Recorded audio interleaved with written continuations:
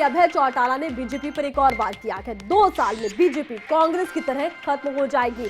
गुलाम नबी आजाद की तरह भूपेंद्र हुड्डा भी सीएम पद के लालच में कांग्रेस छोड़ेंगे। अभय चौटाला का बड़ा बयान, उन्होंने कहा पहले कहते थे कांग्रेस 100 साल राज करेगी और उसे देवीलाल ने तीसरे मोर्चे का गठन कर 2 साल में बाहर कर दिया। अभय चौटाला ने कहा कि उसी तरह से अब 2 साल बाद बीजेपी खत्म हो जाएगी और गुलाम नबी आजाद ने खुद कांग्रेस नहीं छोड़ी। अभय चौटाला ने कहा पीएम मोदी ने उन्हें जम्मू कश्मीर का सीएम बनाने का लालच देकर कांग्रेस छुड़वाई है। तो अभय चौटाला की तरफ से आज के राजनीतिक हालात को लेकर ये बड़ा बयान दिया गया है, बीजेपी को निशाने पर लिया गया है, कांग्रेस के हालात पर बात की गई है।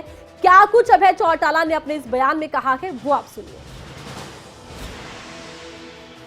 इसी बात को लेकर के कयास लगाए जा रहे हैं कि भाजपा लंबे समय तक सत्ता में रहेगी, 2 साल का समय फिर बाकी है और इसी चौधरी देवीलाल के जन्म दिवस के ऊपर उस भाजपा को कैसे इस देश से उखाड़ा जाए, लोग संकल्प लेकर के जाएंगे।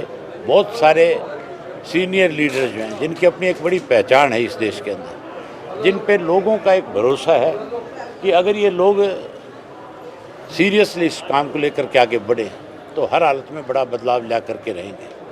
वो सब आएंगे और मुझे पूर्ण उम्मीद है कि हरियाणा का लोगों को निराश नहीं करेंगे, बल्कि एक विश्वास पैदा करके जाएंगे कि हम तीसरे मोर्चे का गठन करके इस भाजपा को हर हालत में सत्ता से बाहर कर देंगे। आज भी कहीं इसी बात और खबर पर ज्यादा जानकारी के लिए खबरें अभी तक के संवाददाता जगबीर घनगस हमारे साथ फोन लाइन पर जुड़ चुके हैं।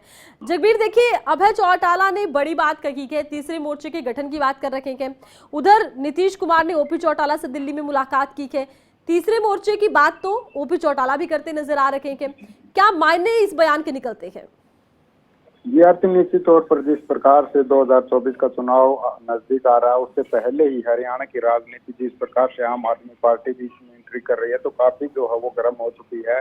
बात करें आज अभय सिंह चौटाला के भिवानी दौरे की, तो उन्होंने कहा कि एक समय था जब कहा जाता था कि कांग्रेस 100 साल राज करेगी, लेकिन 1987 में देवीलाल ने तीसरे मोर्चे का गठन किया और 2 साल बाद उसके जो है कांग्रेस वो पूरी तरह से खत्म हो गई थी। इसी प्रकार जो है अब एक बार फिर ओम प्रकाश चौटाला के आह्वान पर तीसरे मोर्चे का गठन किया जा रहा है, जिसके बाद यानी कि 2 साल बाद जो है अब बीजेपी भी कांग्रेस की तरह खत्म हो जाएगी। उन्होंने कहा कि जो तीसरा मोर्चा, इसमें पूरे देश के ऐसे नेता हैं जिनका काफी सम्मान है और जन समर्थन उन्हें हासिल है। अगर सभी ईमानदारी से इस मोर्चे का गठन करेंगे तो निश्चित तौर पर बीजेपी को सत्ता से दूर किया जाएगा। इसके साथ ही उन्होंने कहा कि जिस प्रकार से गुलाम नबी आजाद ने कांग्रेस छोड़ी है, बल्कि उन्हें कांग्रेस छोड़ी नहीं बल्कि पीएम मोदी ने उन्हें जम्मू कश्मीर का सीएम पद का लालच देकर कांग्रेस छुड़वाई और इसी प्रकार से जिस प्रकार से गुलाम नबी आजाद ने कांग्रेस छोड़ी है, जिस लालच में कांग्रेस छोड़ी, इसी प्रकार से भूपेंद्र सिंह हुड्डा भी जिन्हें कांग्रेस फ्री हैंड कर रही है, वो भी जो है ऐसे ही लालच में जल्द ही कांग्रेस छोड़ने वाले हैं।